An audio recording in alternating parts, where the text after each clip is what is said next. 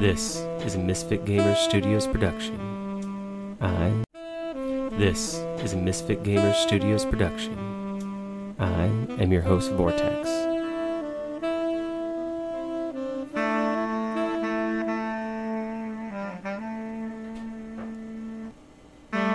Find us at cornertablegaming.com.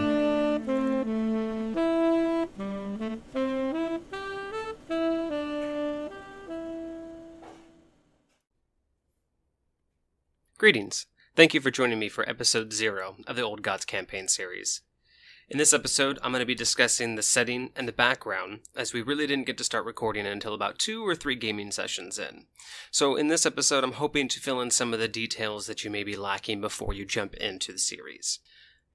After going through all the details, I'll be joined in the studio by Vyxy and Kage, who will be introducing their characters and themselves as players in this campaign series, so you'll have a little bit of a background on who they are and what to expect, as well as some things that they want to highlight for you. So first, I'd like to start out by describing the setting of the campaign.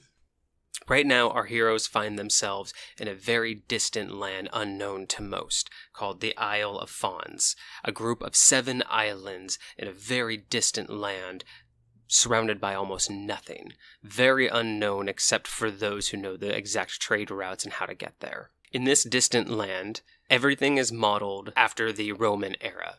When I say that, just as my players do, I want you to understand and imagine not a Rome as historically accurate as you would believe, not the Roman era as true history has painted it. As I told my players in a previous session, think of this as the most Hollywood version of Rome and the Roman Empire and the Roman era that you can think of. Anything from Doctor Who episodes to Monty Python, anywhere that you want to believe. Just imagine the Roman Empire and the Roman era, but in the most Hollywood fashion that you can. This is the best way to describe this setting that they are currently in, and that will become important later, much later down the road, but it is important to make that distinction that this is not ancient Rome as we traditionally know it.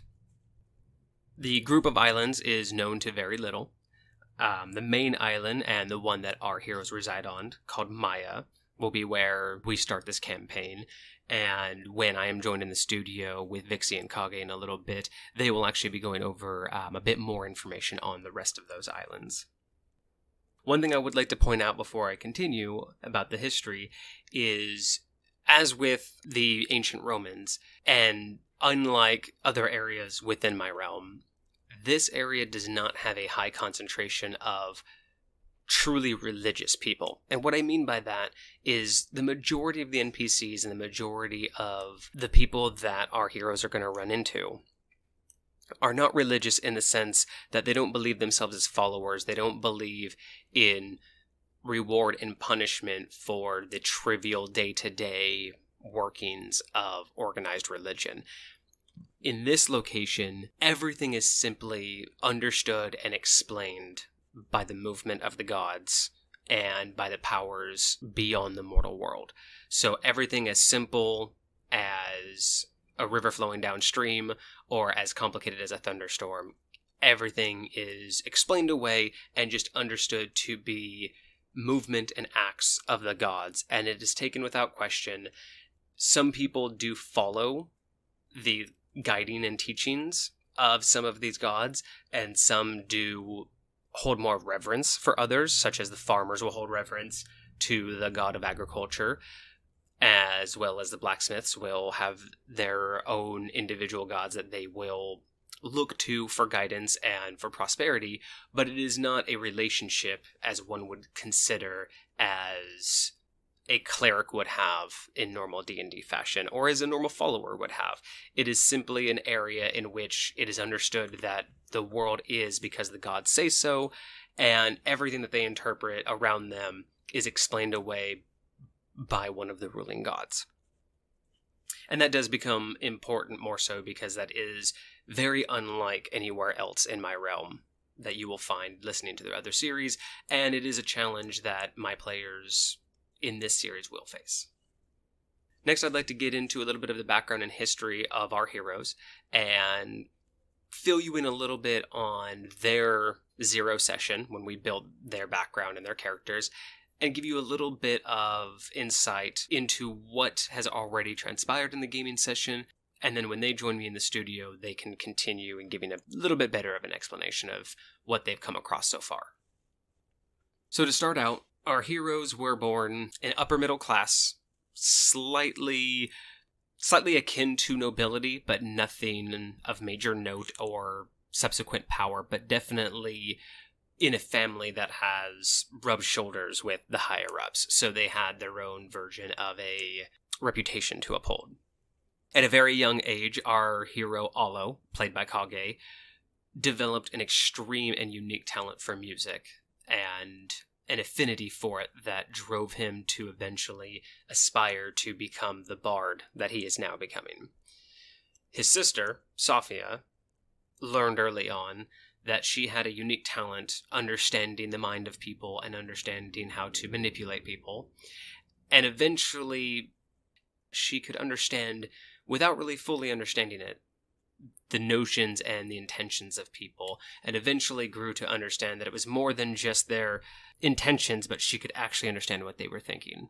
And she learned that she did have interest in honing that, but she found that she was constantly distracted by having to look after her little brother and basically deal with the antics and shenanigans that he would get himself into. At one point during their teenage years, or actually just before their teenage years, their parents would sign Alo up for performances with their higher class friends and family, and basically do charity events. While he enjoyed it and it allowed him to extend his musical talents, he did tend to get bored with it, and he just wanted to play for the joy of playing, not for political reason. So eventually he would find himself in dive bars, thinking he's doing the right thing, but basically getting screwed over by the bartenders who would not pay him and would basically collect all the tips that he should have been getting. And eventually his sister noticed that, wanted to at least get him out of the seedy areas and keep the family's reputation, as well as might as well make some money on the side, right? After a while, they had an opportunity. They met up with a group who explained to them that they were a traveling entertainment group, and they could show them the ropes, show them how to get better gigs, and get them out of some of the seedier bars. So they ran with this group for a short time and made a little bit of money. But over time, Sophia, who always just had an interest in understanding what was actually going on behind the scenes, would start to overhear and listen in on the negotiations that were happening with their group and the managers of these bars. And she noticed several things. One, not only were the group that they were with extremely terrible at negotiating and had no idea what they were doing, she also noticed that they were completely screwing her and Alo out of a lot of the profits. So not only did she think that she could do it better, but she knew she could make more money with it. So with that led to them branching off on their own, and it quickly became apparent that Sophia had a gift for negotiation, because it did not take long for them to basically develop their own rhythm and their own clientele, which led them to the biggest aspect of their background, which was their 6-year tour around the island Maya. The tour brought them all over the island, but not to every reach, not quite all the way to the south and not quite all the way to the north. They traveled to many, many towns, including the capital on several occasions.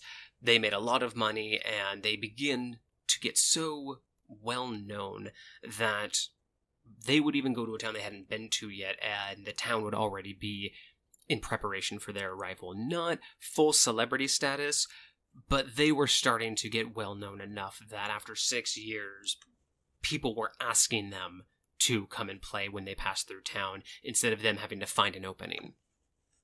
But something had been bothering Alo up until this point, and it was something very unique to a bard, and he just couldn't shake it. Normally, in true bardic fashion, most stories that bards find are retold in their own words, in their own voice, in their own way to capture the excitement. It'll be told with the same facts, the same details, sometimes even the same words, But each bard will take it upon themselves to make it their own, to not take someone else's work in full, but also to make themselves stand out. However, although that this is extremely common everywhere that Olo went, there was something that he did notice over time. There was a collection of stories, of songs, of poems, that no matter where he went, no matter who he heard told it, they were always told in the same way, with the same cadences, the same words, the same dialect. Nothing seemed to ever change. Nothing ever seemed to become personalized. Even when he would recite these, there was only truly one way to recite them. The more and more he found, the more of these stories that he found that were like this, the more it bugged him, and the more that he realized nobody else had noticed this, was also something that just ate at him for months and years, until eventually they were passing through their hometown, and he decided that it was time for a break. He needed to figure out what was going on. So he convinced his sister to go home, where they took a 1-year hiatus from their tour, where he did nothing but research everything that he had found and scoured over every last note and little detail of everything, every connection, and he began to develop this conspiracy that not only were there dozens upon dozens of these renditions of stories and poems and songs that were always said the same way, but he believed that there was a connection. Somehow they were all connected. And one of the main driving points was that all of these that he found that had been retold the same way, they all, no matter what type of media or medium they were in, they all lacked the same exact type of details. Specific names of locations, specific names of people, and specific notations of time. All of these were vague details, unlike any other stories that were as well known to bards during this era. There are no other stories that are this massive that have so little detail in the bardic world for him. So this consistently nagged at him. And at one point during his 1 year of study, he came to an epiphany, and he actually believed that he was able, by sheer luck and determination with all of the details, he believed he was able to pinpoint not only the location of one of the stories, he believes that he was able to figure it out. He believed it was on the island itself, the island of Maya, where he was, within only a few weeks' travel. He told his sister he was leaving. Of course, she wasn't going to let him go alone, and off they went, in search of this location that he believes he understood.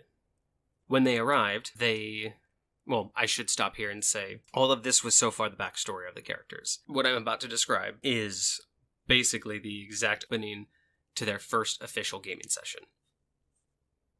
As we opened up with that backstory, and here they stood, they've just gotten off their carriage that they bought, and they're on the road staring into a large field. Imagine just rolling hills of just lush green land, and then there's just a giant area, kind of a slope where all the hills kind of dip down. And in this giant valley that just seems to span miles in one direction off the side of the road, there is a giant field, and we're talking hundreds and hundreds of acres of flowers that just span miles. And off in the distance, in the middle of this giant field of flowers, is a set of ruins. And these ruins are what Olo believed to be the location that are mentioned in the stories. And he believes that if he can make it here, if he can go there and find a link, he might be able to piece together these stories and potentially elevate himself in the world of bards by being able to expand these stories that no one seems to question. So after some deliberation, they finally decide to leave their valet, who at this point they've forgotten his name so many times that they have chosen to just rename him every single time they mention him. So keeping an eye out for that. But they leave him with the cart, and they begin their several-mile trek through the field of flowers and attempt to make it to the ruins.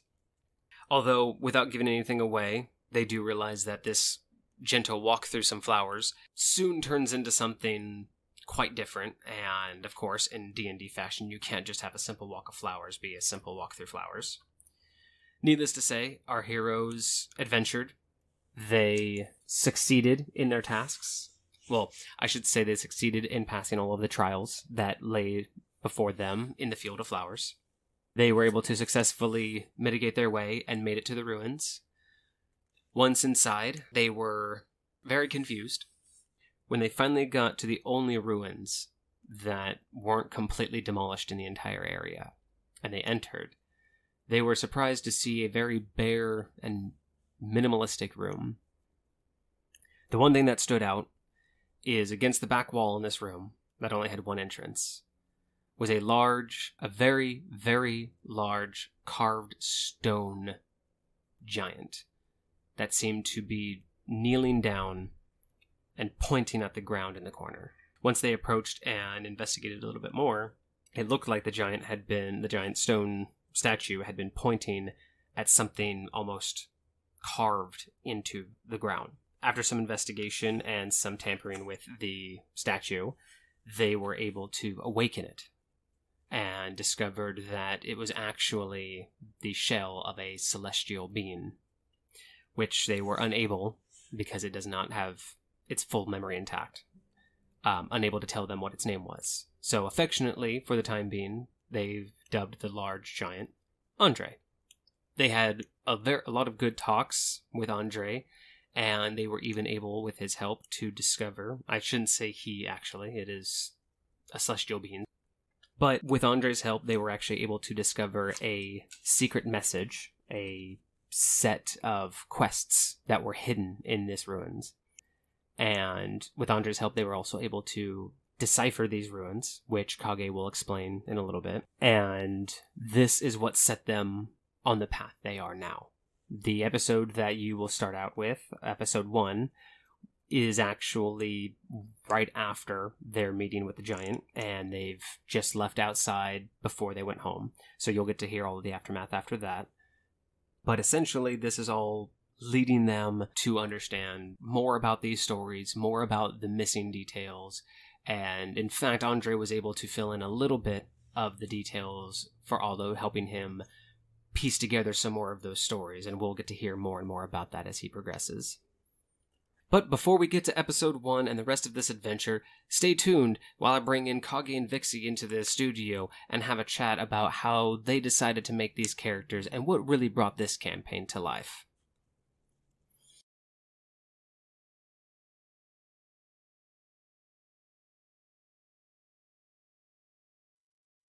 Thank you everyone for joining us today. In the studio here, I have Vyxy and Kage with me today. And we're going to be discussing a little bit about the Old Gods campaign series. We're going to get into a little bit about how we started this series, and kind of give you guys an intro into the players behind the characters and the characters themselves that you're going to be hearing about. As you guys already know, they've been through quite a lot, started out doing a 6-year tour. They kind of stumbled across, or Aldo stumbled across, some kind of conspiracy that he wanted to indulge himself in, which led them to that valley with the flowers, and an introduction into that celestial entity that they have, for the most part, nicknamed Andre for the time being, but we'll get into that later. But yeah, so today we're just going to kind of talk about how we got to where we are, how this all started out, and get to know a little bit about the players behind these characters. So I guess we will start with Kage, who plays Aldo in this series. Yes, indeed. And really, the whole reason why this campaign started. So just kind of give us an idea. What it was kind of gave an us accident. Like, I didn't realize that asking Vortex a question like this would blow up into all of this. But we were talking one day about, music and magic and D&D, like you do, just trying to figure out what's going on and normal things. I had recently watched one of those cool history documentaries about one of the Greek mythology stories about Orpheus and his lyre, and just listening to how powerful music could actually be, because this guy went down into hell and not only through song and music, charmed his way across the river Styx and past Cerberus, but all the way up to meet the king of hell and get his lady back. Now, granted, he was dumb enough to turn around and look back, so he lost everything he even went down there for in the first place. But still, the fact that music has that kind of power, like, I wanted to know, like, is it the same here? And upon hearing yes, I was like, I want that. Like, I want that. And so he was like, all right, let's do this dance then. So, of course, I found the time and place in the realm that existed perfectly for this. So we got together and decided, well, how are you going to fit in here? So how did you come up with the idea of Olo? It was kind of out of necessity. I was like, all right, what kind of person would want to go after this thing, right? So I knew, like, why I wanted to go after this object, this lyre that had so much power and ability. But why would a character care that much about it? And I wanted a character filled with passion. So I created, like, the bubbliest dude that you can imagine, right? He's just way too friendly. So friendly, you want him to back the heck off, right? But, you know, it was just like, why not have him just love everything and want to just be out there? And clearly this whole thing's about music, so you can't not be a bard, alright? Like, you can't not be. And I mean, you know, of course, I mean, when you want to be someone who is that personable, that outgoing, usually you have people who will develop the quirky character, either the bumbling rogue, or even the boisterous adventurer, the fighter kind of character. But I do agree, when you have a bard, you really get to have that wide open, shining personality. That charismatic shine. I definitely feel that. And it's one of the qualities that I rarely get to use, because most people find it very annoying. So let me ask you, why? I know why you chose this campaign, why the Greek epic of Orpheus's Lyre inspired you. Why did you choose to become a bard for this character? What inspired you to want to be a bard? Well, especially because you and I were talking about how powerful music really can be in the world of D&D, and personally, I feel in the real world, I really wanted to find and play a character that would be able to hone that quite completely. And being a bard is such a unique and some would say difficult thing to do in a land of battle, right? Where you're Absolutely. just this squishy music player, right? Trying to figure out how to survive in a world, you know, monsters and swords and shields and everything. And I'm just sitting here with my lute saying, okay, yeah, hey, what's going on, guys? Please don't hurt me. But it was a challenge that I felt that it was worth taking on, especially to discover what potential power music had in the magic world. That's what drew me to being a bard. And I'm really glad that you did that, because I think, from my experience, not very many people dive into the power of music as a magic source. And so you wanting to do that really gave me the opportunity to show the magical side of my realm, and gave me a look at the inspirations that not many people will get the references from, at least over time. Hopefully, by listening, they'll be inspired to kind of listen to more of my DM discussions about how I've divided magic in my realm. But yeah, having someone who has chosen to take that path, who has chosen to take the difficult path of being a bard and being a squishy music player and not a fighter, not only is that a great challenge for you to take on, but it was an amazing opportunity for me to be challenged as a DM, to give you a campaign that made sense and also challenged you, but didn't detract too much from the actual core concept of playing D&D. Yeah, that is not an easy task. So it was a lot of fun. So I'm really glad that you chose it. I think it was a worthwhile opportunity. So is there anything for the audience here before they really dive in to season 1? Is there anything that you'd like to highlight? Any part of the character build about Olo? I mean, we know why we started this Greek campaign, or well, really they'll find out, or they've already listened, that it is Roman, but inspired by the Greek epics. And we know why you chose the Bard for the challenge, and because it made more sense with the reason why that we started this, with Orpheus's Lyre being the predecessor. But is there any aspects about your character build that you would like to point out or highlight that you think the audience should keep in mind moving forward? Things that either are subtle, that you feel might have been too subtle at first, or just other spots that you personally feel are things that make your character really stand out? Well, first, I want to say, please be patient with me. This is only my second character in D&D. So, like... Not just my realm, just D&D in general, correct? Well, third character D&D in general, I'd say. But I mean, like, I'm still not used to becoming my character. In the beginning, it's a little rough, so bear with me, trying to play my character and who I am. But I think one of the biggest things that I want to highlight about who Alo is he's very much a compassionate person, and he is driven by that compassion and passion for other people, and which is why I think it was really awesome that one of the things that he got to have as his foundation was his relationship with his sister, and how he kind of made that connection with her. And I think that was the biggest thing for him. And that's fantastic. I think those are definitely key points that are absolutely key to Alo. Is throughout his character development in Season 1, you will get to see that his relationship with his sister is really a focal point of his molding and becoming something better. It's not so much that she controls it, but she is a major influence on what Alo becomes. And I do think that is something that everybody should pay attention to. Speaking of which, that is actually a great segue into introducing the other player of our campaign and our other hero, our other star. So, played by Vyxy, we have Sophia. Yay, Sophia! Yeah.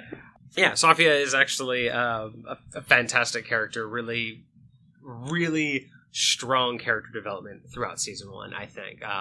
Definitely a lot of great movement there. So, I think we all would be really interested to figure out, now that we know why this whole thing started, from the epic concept of Orpheus's Lyre, and Kage was really good at bringing to the table a pretty solid idea of a character. So when we got this group together and we brought you in on it, wanting to try to develop this campaign, what really inspired you to make Sophia? What was the how and the why behind that character build, and how you got to this point? Well, I think for me personally, I grew up on Disney movies, of course, and Hercules was always a good movie. I probably watched way too much of, but the biggest thing was that I really liked how they portrayed the muses as, introducing that story and then kind of just popping up here and there throughout the story. And when we started talking about doing a Greek-inspired campaign, because in the beginning it wasn't really Roman-based, we were still in concept, still discussing Greek, Greek type of ties and origins. And, when I was thinking about what kind of character I wanted to make, it was, I have quite a few other characters that I play within this realm with Vortex, and out of Ness, all of them, Sylvanas, Nadia, Sophia, Summer. Oh, I'm sorry. Yeah. So I have so many characters, and each of them, they all have their own type of thing. Like, they had a purpose that they were being made for, and so when I thought about making another character, at first it was kind of like, oh god, another character, but not in a bad sense. It's just kind of like, well, what else can I do? Like, I've covered so much. I have an archer, I have a fighter, I have like a swordsman, kind of, I have kind of like a hand, not quite a rogue, but like piratey kind of thing. So it's like, where else can I go with this? And when, there's been a few times throughout just all of our gaming history where, Vortex had mentioned the Psionicist class. And that's something that's always been kind of interesting, kind of like in the background. It's definitely a lot of new ways to learn how to game. For both player and DM that I'm learning, because I fell in love with the Psionicist when I was gaming in my DM's realm. And DMing it is a whole different game. Right.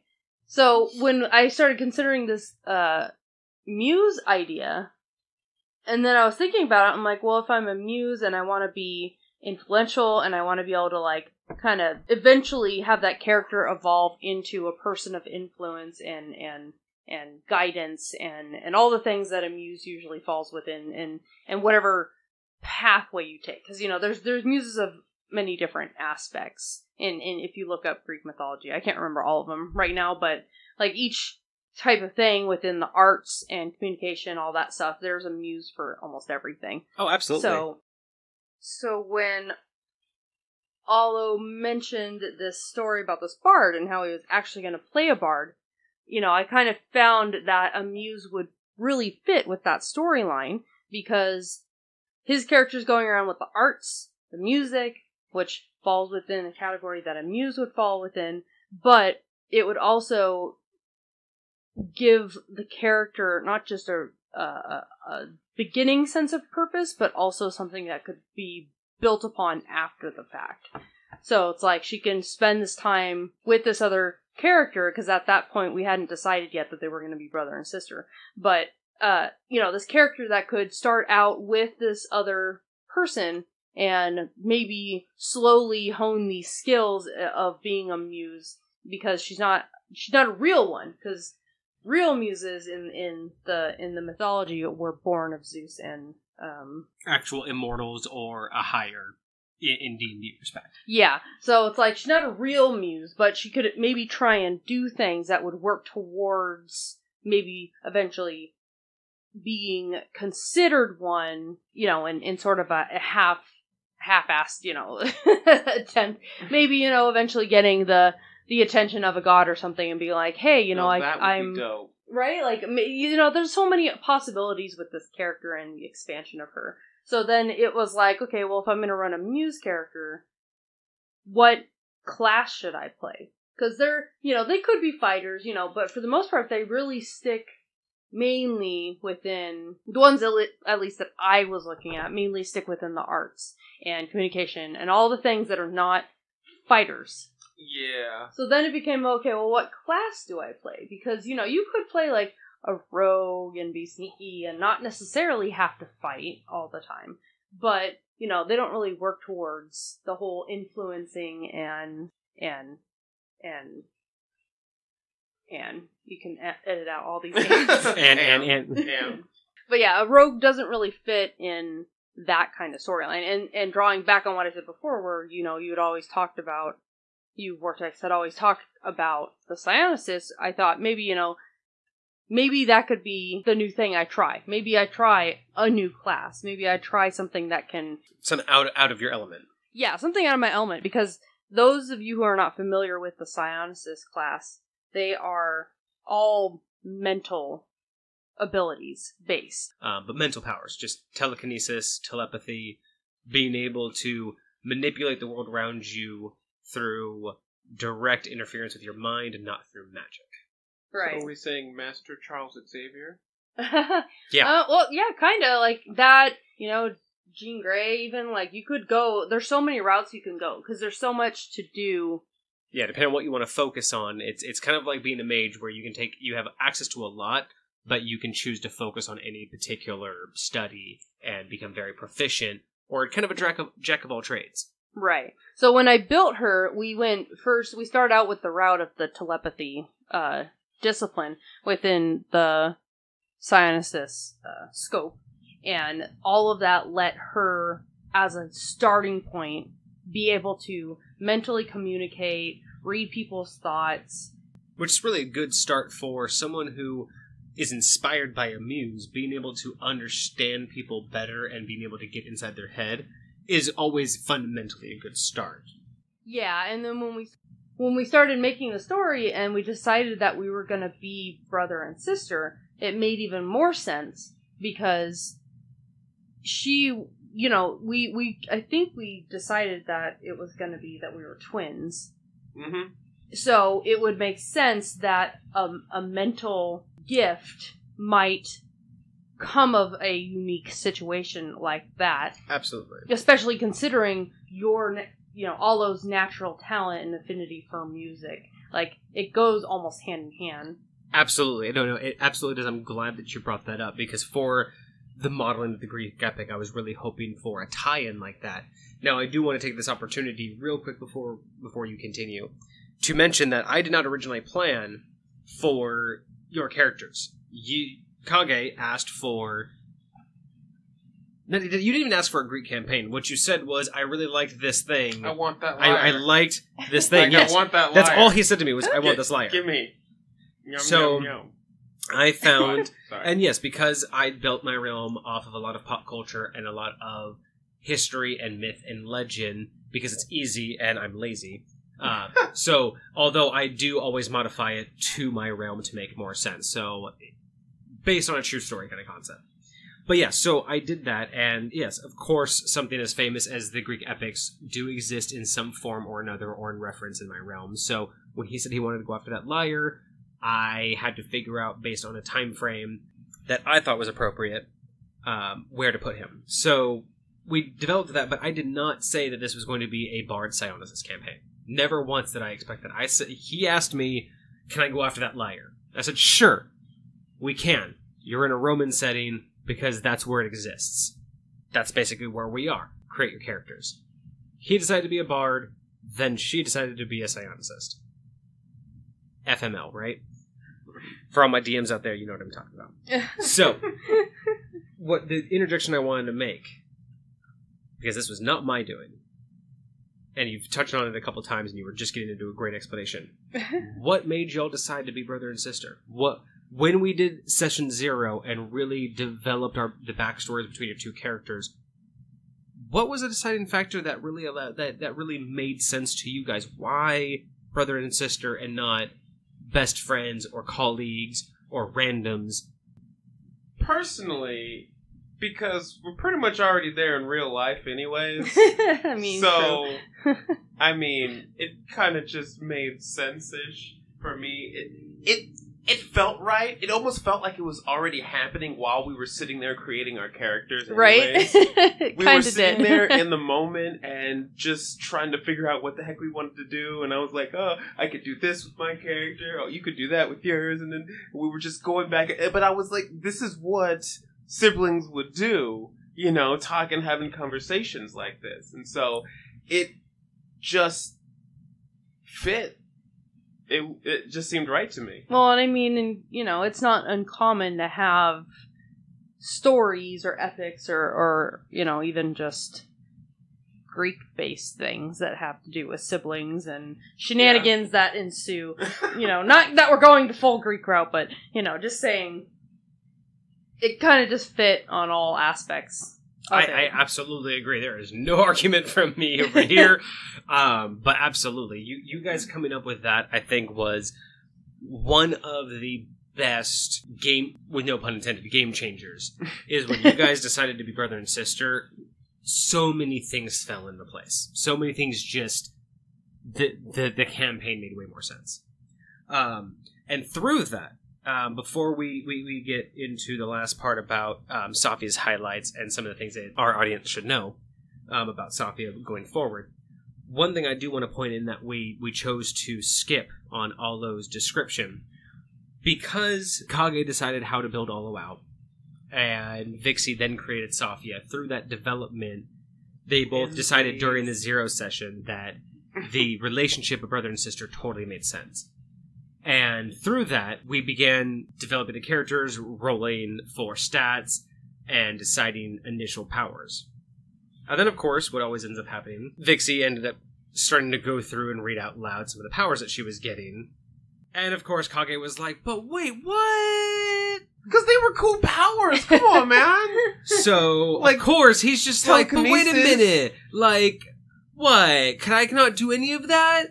And so, of course, being the DM that I am, I was like, wait a second. Brother and sister, right? I mean, so being the DM that I am, there's a chance. I ironically, and for anybody who pays attention to the series long enough knows why I say this is ironically, because this is not the DM that I normally am. I check the book. Because normally I don't do that, but I checked the book, and absolutely, in the psionics book, for those that aren't psionics, it actually states that there is a percentage chance that anyone can have what they call wild psionics. And so based off the book's rules, I said, fine.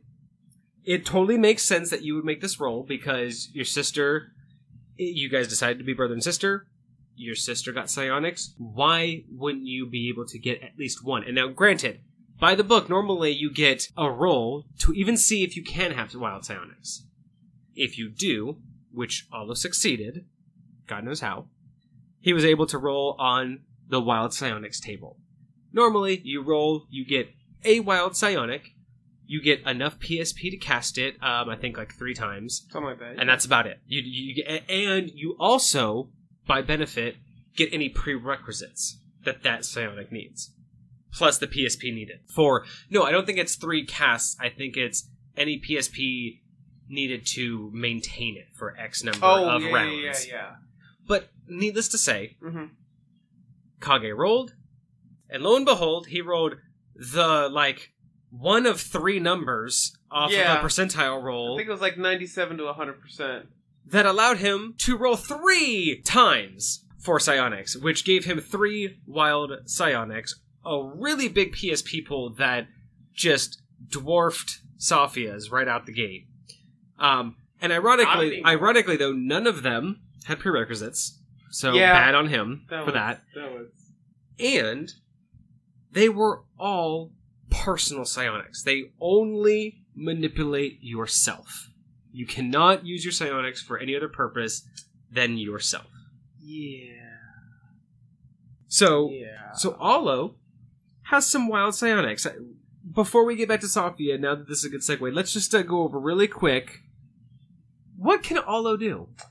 All right, let's go over some of these. So he has 3 wild psionics. The first one is reduction, and basically what I can do is I can shrink myself.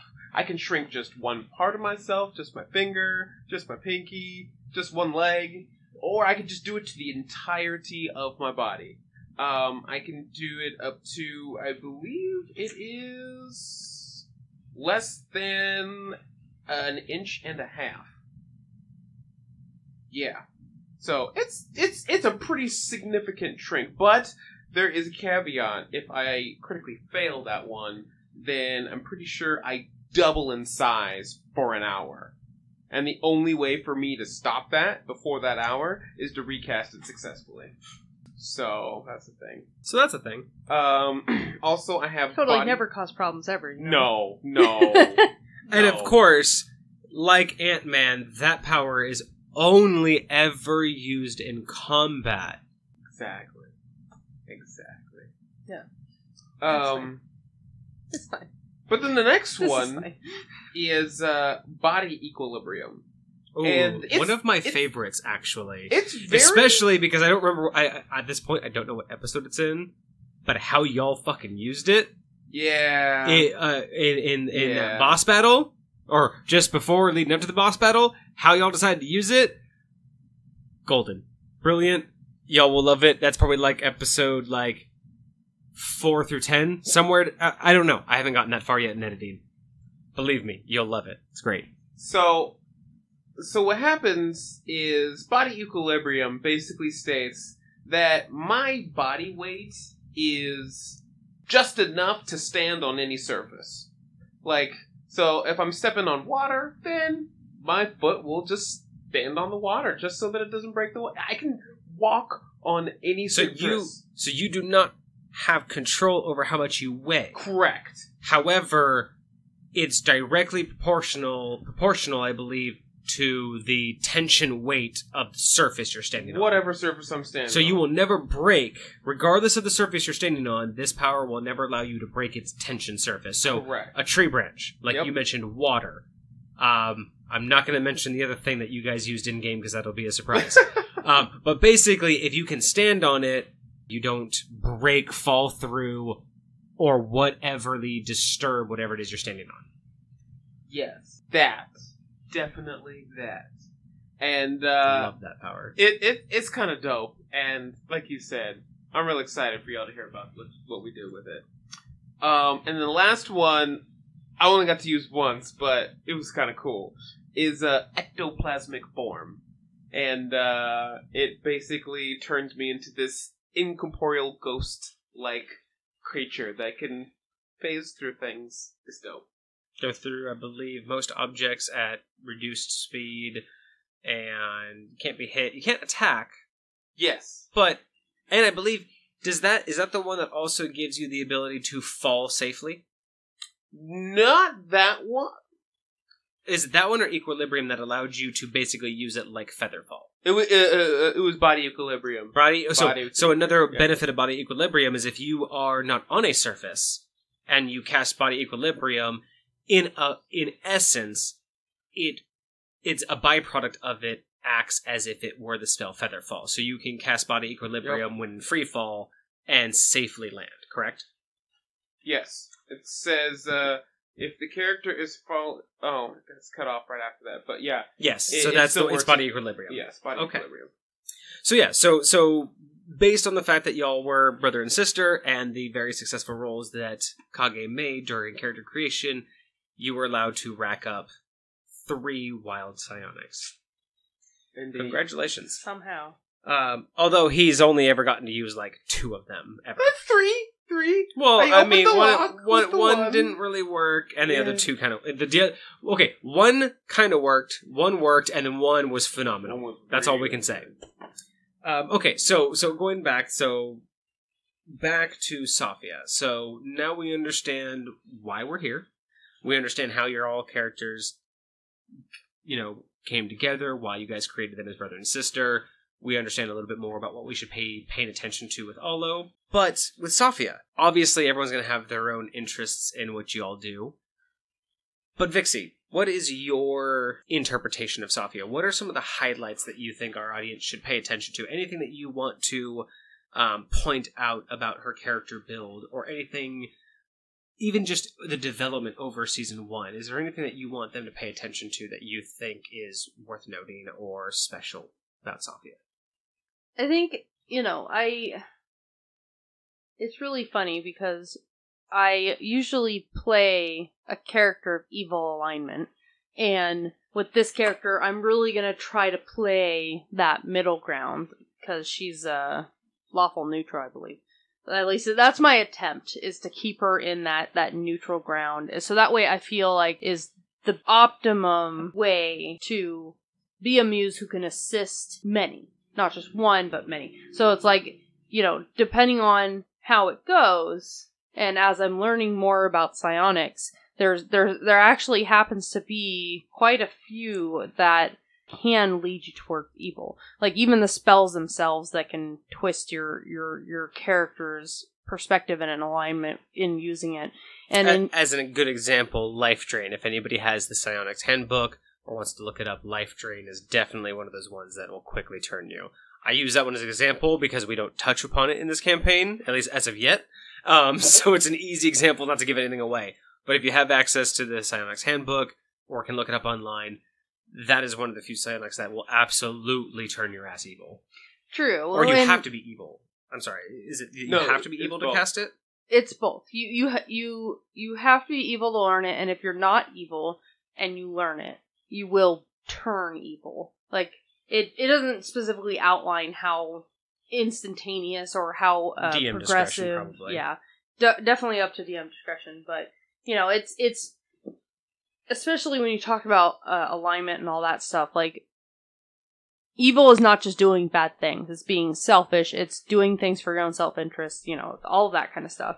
So that's why it's going to be really interesting to watch this character and see if it's really a challenge to me as a player to see how well I can stay on that middle ground and try to minimize and or eliminate, those types of aspects that would be more tuned towards an evil alignment character. So we'll see how that goes. And I'm really interested to see how she evolves just as a character, because as part of like the summary recap, she followed her brother along on this whole like crazy adventure because he was running around with his talents and doing quite poorly and getting ripped off and all this stuff, and so she kind of like became his manager almost, which I think is fantastic. Savvy with money, okay? Like, not at all. I'm just savvy with people. That's okay, it. So again, you may have heard this in the recap, but I just want to touch on it again. Remember, all those started by just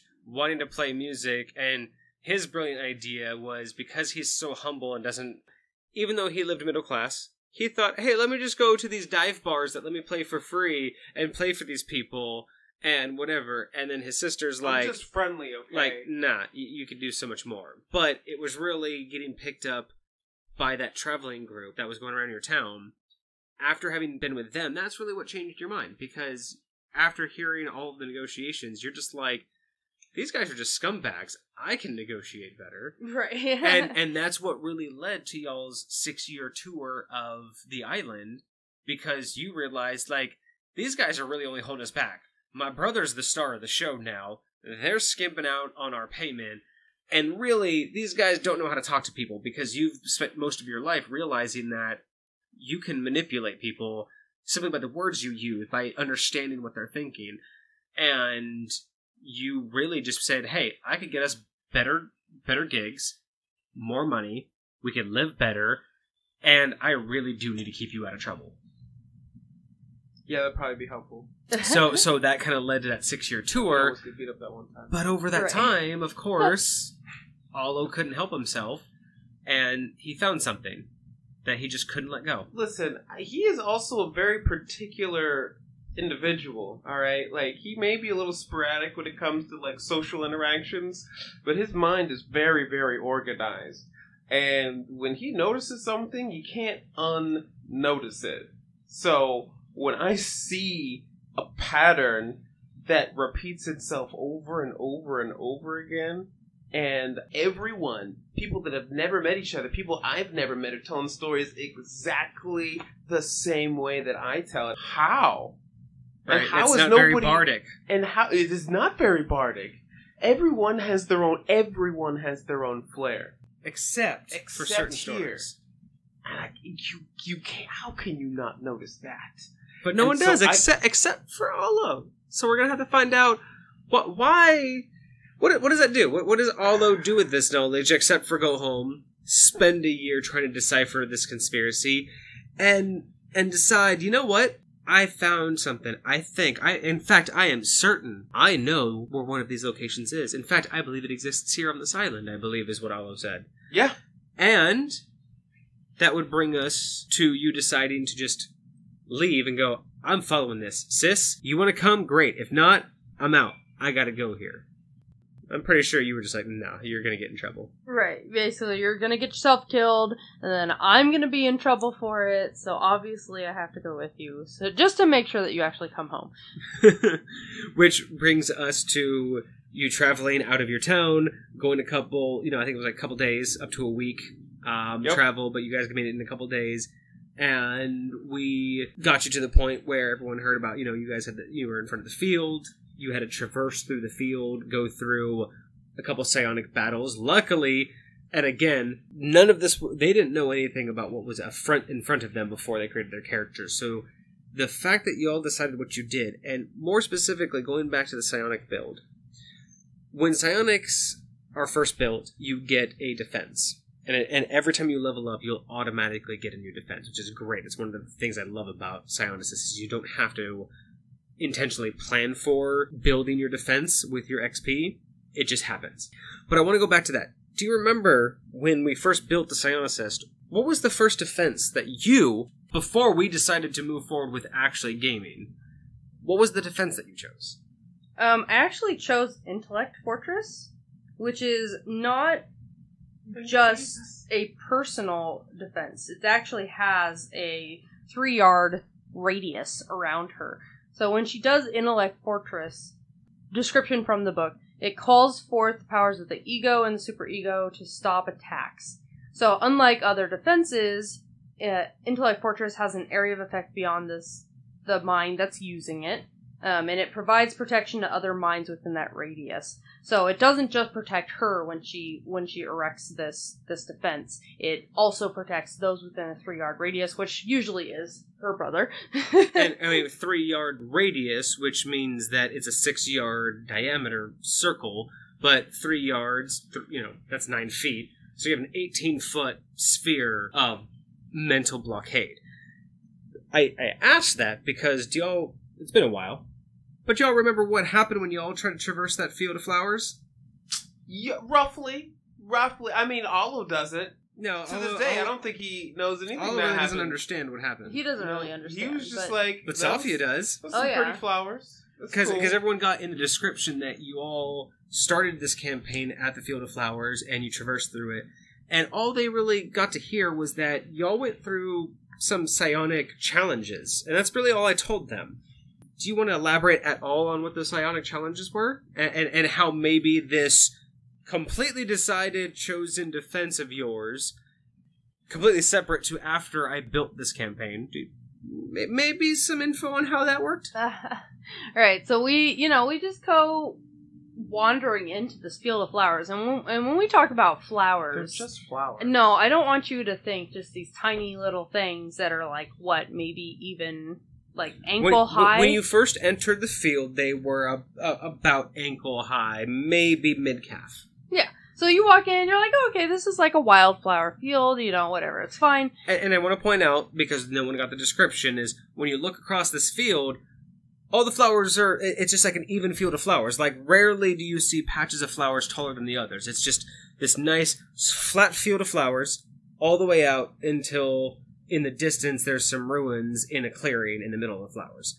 So as we continued to traverse through the flowers, so the farther that we went into them, it slowly became apparent that while the flowers had looked even at the top level, like the ground didn't really follow that way. So we quickly found out as we got maybe a couple miles into it that eventually miles. That is correct. Mm-hmm. We got a couple miles into it, and we suddenly, made our perception checks, but realized that the flowers weren't just at our ankles anymore. They were actually, like, head level or higher. And it was just a little unsettling, to say the least. Why did it take me that long to notice that? Well, so through that whole first initial bit, like, there wasn't really too much psionic activity, but right about that time when we made that determination that suddenly the flowers something was getting weird. bigger. Something was weird. Something not normal is happening here is when really that Sophia got the first. When you have a mind that's mentally aware, I guess, in the sense of psionics. When you're a psionicist and another psionicist attempts to attack you, you notice. Because when you're a psionicist, you naturally defend yourself, you naturally put this barrier around your mind, so if another psionicist attempts to contact you or get into your mind, you notice. And you have the choice to allow them in, but if you're not a psionicist, go right in.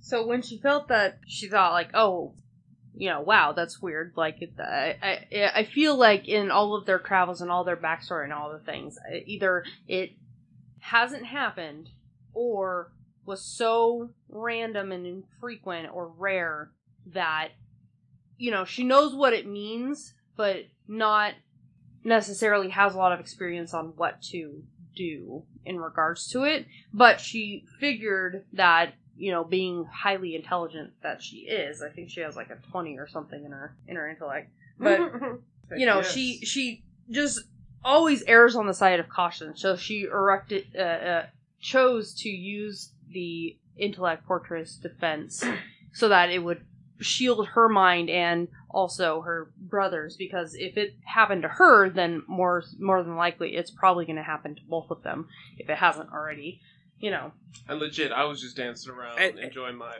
time. But that definitely makes more sense too, is that it is a very good power to choose, is one that protects you and others.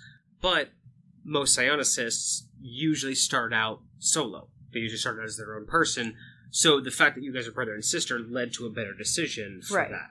And in this particular case, it truly benefited you because once you started realizing that these challenges were happening, it quickly became apparent that these challenges weren't just directed at you. Right, so then we found out, because the way that Intellect Fortress works is that it's a constant. I pay a cost to have it to persist through certain time periods or until canceled kind of thing. And what it does is where a non-psionicist wouldn't have any defense against a psionic attack or a contact, Intellectual Fortress allows non-psionicists in the bubble or in the radius to equal your defense roll, correct? Right. They don't have their own, they share yours, but everybody rolls individually.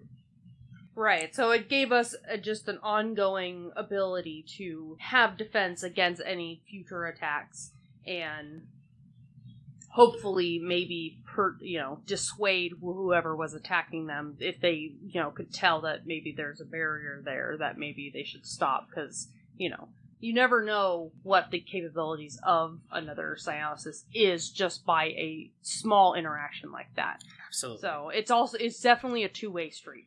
So, they continue to proceed forwards, and, there was a few more attacks that did try to come through, and, Sophia being a natural psionicist, she was able to defend against them, not really be affected by them. But Allo, on the other hand, even with the defense, he still had a harder time preventing himself from being influenced by... I did have a much better chance than if she hadn't at all. Oh, you had no chance without it. I would have just been And that's screwed. why I pointed this out, is it's amazing that I had built these challenges before you guys even created the characters. And the fact that your character design built towards this, I think, again, just shows the great collaborative ability, because I did not tell them what challenges they would face, and they didn't tell me the ideas of their characters until we had that zero session, and we built the characters, but the challenges were already there. So the fact that you chose that just really makes all of Season 1 really much stronger, because everything you guys chose to do, I didn't intentionally try to make everything match that. The fact that you guys chose that, and it just passed these challenges the way that they did, I think just, even though it was coincidence, I think just made for an excellent storyline and an excellent progress through Season 1. But yeah, fantastic choice on that defense, simply because, yeah, you guys would have had so much difficulty, if at all, because I believe the challenges were essentially, the first challenge was just trying to creep you guys out and get you guys to willingly walk away. The next one was to essentially aggressively get you to try to walk away, and really just make sure that you felt threatened. And then the final test, I think you guys found out afterwards, because you guys passed through all of these with, like, flying colors. No, it was that last one. That was really that was when it really became a, oh god, we have to get out of here, but not in a turn around, get out of here. It's a, we need to keep going forward faster and clear this field, because the last one was basically the last ditch effort kind of thing. Like, if I can't get you to leave, then I'm gonna get you to stay right where you're at. So essentially the first two challenges, the field, the psionic attacks, were to get you in some way or another, whether it was intentionally or aggressively, to get you to leave on your own. The final attack was fine. If you're not going to leave on your own, the final ditch effort that you guys found out of game after the fact was that if it had succeeded, if you weren't going to leave on your own, it was going to make you forget why you came here in the first place. Right, and that was starting to happen to Allo, because he was really being affected after the second attack and onwards, and there was a certain point where, he kind of just stopped and was just kind of like, what are we doing? Out a little like, bit. What happened? Yep. Like, why are we here? Like, we should probably walk away. And Sophie's like, oh dear, no, we need to keep going. And it was really also interesting that you guys didn't catch up on until the very end, too, is why it also seemed, not just because the attempts were getting more aggressive, but it was also getting harder to defend against, and why Allo was slowly decaying, is one thing you guys hadn't noticed at first, is that by having walking through the flowers, y'all didn't realize that you guys had been covered in pollen. from each and every one of those flowers. Right. Which was one of the flower's defenses, is if you were covered in pollen, it actually was another physical attack to drain your psychic defenses and allow them... Basically, the pollen, when you're covered in it, automatically grants contact and mind link. Oh, dang.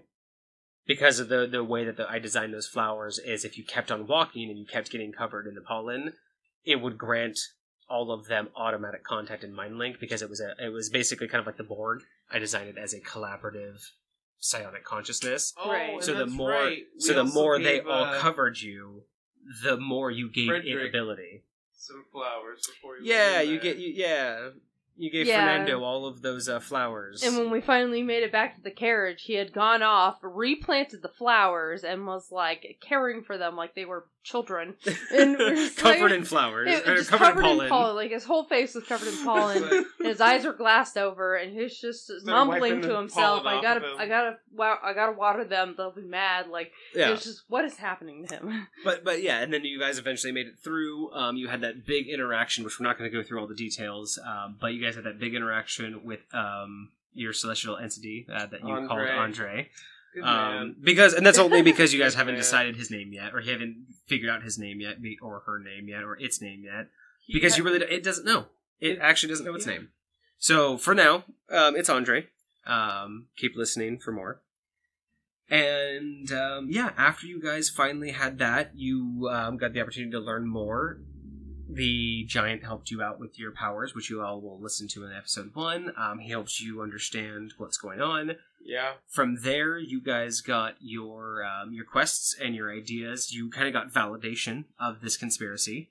Oh, yeah. You finally got Sophia to buy into all of it, because at this point she's just been like, "You're crazy, I don't know what you're talking about." And then at this point she's just kind of like, "You know what, shut up, let's just go." Memorized, because it's so rare that I get to use it. I get to use it then. And spoiler alert, in true bardic fashion, Olo gets to complete some very special project that he will be working on throughout season 1. Indeed. So that is definitely something to stick around, because as a bard, Olo had something that he wanted to work on, and that towards the end of actually towards the middle of season 1, like not even at the end, not fully towards the end, but before the ending of season 1, you actually get to complete that special project. Yeah. So pretty keep much. in mind for that. Now, surprise question. Since we've kind of covered everything about your characters, as a highlight, since, season 1's over for us in real world, and this is episode 0. IRL. And you guys got to highlight some things that the audience should pay attention to for the characters. Without giving anything away, is there anything that you want to give a shout out to? Like I highlighted your little special project. Is there any highlights? Is there anything that you want to call out without giving it away? Any ideas to help make sense? Or I don't know about make sense, but things to look forward to. I would say beware the 3 doors. I hope that doesn't give too much away, but that's how I feel. That's a good one. That's how I feel. And, obviously the audio quality, I've already mentioned that several times. Lord the audio Jesus. quality gets so much better. It's phenomenal. This is not like a great show. We do apologize. If this is your first episode, truthfully, we do apologize. Most of season 1 is rough. We're working up to better. it. Okay? We're working up to it. Vyxy, anything about season 1 that you would like to highlight, warn about? Just anything that you would like to let the audience know? I mean, I just find it hilarious that we change the name of our little helper guy so often. And I kind of want to go back and if you want to keep this in or not, but I kind of want to go back and re-listen to all of our recordings to really see how many different names do we end up using. Okay, so if I don't know if I'm going to do this, if one of you is going to do this, or if a fan's going to do this, I do want to put on the website at cornertablegaming.com. I do want to put on a running list, not just a list of all the different names. I want to put a chronological list together, right, of every name in order that NPC has ever been called. Right.